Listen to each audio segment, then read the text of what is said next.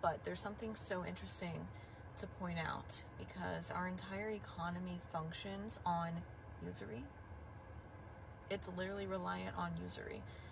There's a lot of money in gambling, in drinking, in nightlife. You know, you can also look at the interest that is charged on everything that we purchase, all of the taxes. So many of these things are forbidden in Islam. And so that is a direct threat to the entire operation that we are under and oppressed by. And so many people don't even realize how oppressed they are actually by all of these things. So they have sold us this image that Islam in its entirety looks like ISIS, Al-Qaeda, the Taliban.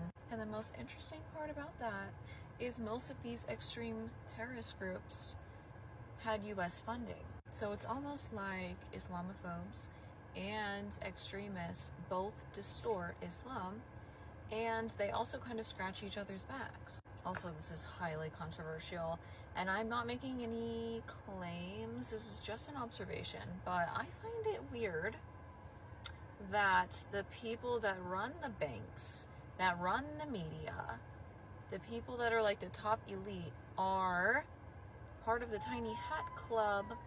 I can't say the J word on here because TikTok's crazy about that. And this same religion discourages people from joining it. It's really difficult to try to convert. So it's just weird.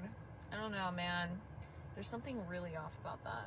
I have been seeing so many Islam videos on my For You page, and with that I have seen so many non-Muslims talk about their experiences with Muslims, both in the United States and in predominantly Muslim countries.